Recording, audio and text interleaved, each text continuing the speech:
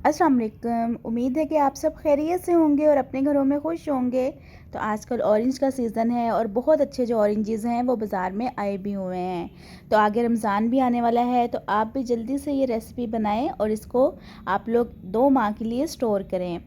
तो आज हम बनाएंगे ऑरेंज स्क्वाश। तो चलिए रेसिपी शुरू करते हैं। बिस्मिल्लाहिर्रहमानिर्रहीम। तो यहाँ पे मैंने ऑरेंजेस लिए हैं, इनको अच्छी तरह से मैंने वॉश कर लिया है और आप दरमियान से कट लगाएंगे।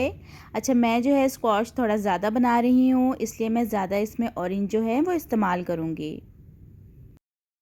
ऑरेंज का जूस निकालने के लिए मैं ये वाली मशीन इस्तेमाल करूँगी, लेकिन अगर आपके पास ये अवेलेबल नहीं है तो आप हाथ से भी इजीली जूस निकाल सकते हैं।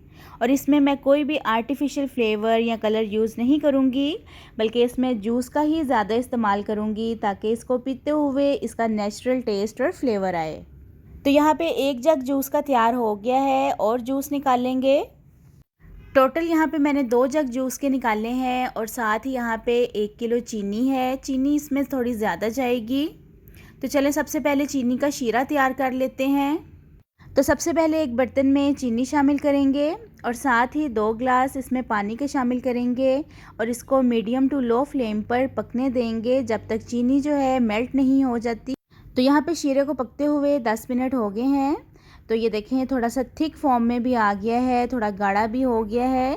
तो अब इसके अंदर ऑरेंज जूस ऐड करेंगे और इसको आराम से 30 से 35 मिनट तक मीडियम फ्लेम पर पकने देंगे ताकि इसकी झाग वगैरह भी ख़त्म हो जाए और ये जूस फॉर्म में आ जाए।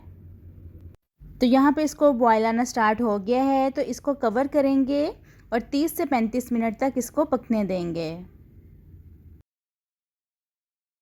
तो देखें ये पक पक के कम होता जा रहा है और अब इसमें 1 टेबलस्पून सिरके का ऐड करेंगे। अगर सिरका अवेलेबल नहीं है तो आप इसमें नींबू का रस भी शामिल कर सकते हैं। तो कलर भी इसका चेंज हो गया है और ये थोड़ा थिक फॉर्म में भी आने लग गया है, लेकिन इसको थोड़ा सा और पकाएंगे। ऑरेंज स्क्वैश तैयार हो गया है, तो अब इसको अच्छी तरह से ठंडा करेंगे। 1 घंटा, आधा घंटा, जितना भी टाइम लगे, और फिर उसके बाद इसको बोतलों में डाल लेंगे। स्क्वैश जो है वो ठंडा हो गया है, तो अब इसको बोतलों में डालते हैं। मैंने 3 कांच की बोतलें ली हैं जो कि इजीली बाज़ार से मिल जाती हैं। तो आप लोग भी अगर इसको बनाएं तो आप लोगों ने इसको शीशे की बोतलों में ही स्टोर करना है, प्लास्टिक की बोतलों में इसको स्टोर नहीं करना है। और अगर आपने अभी तक मेरे चैनल को सब्सक्राइब नहीं किया है तो जल्दी से मेरे चैनल को सब्सक्राइब कर दें ताकि आपको अच्छी अच्छी और मज़ेदार रेसिपीज़ देखने को मिल सकें। तो तीनों बोतलों को मैंने फ़िल कर लिया है, तो बस अब इसको ढक्कन लगाएंगे। तो आप लोग भी जल्दी से इस रेसिपी को बनाएं और इसको स्टोर करके आप लोग रखें। आगे रमज़ान आ रहे हैं तो उसमें ये रेसिपी बहुत काम आने वाली है। और अगर आपने इसको स्टोर करना है तो आप लोगों ने इसको फ्रिज में रखना है, इसको बाहर आपने नहीं रखना है। फ्रिज में रख के आप इसको 2 माह तक ईज़िली इस्तेमाल करें।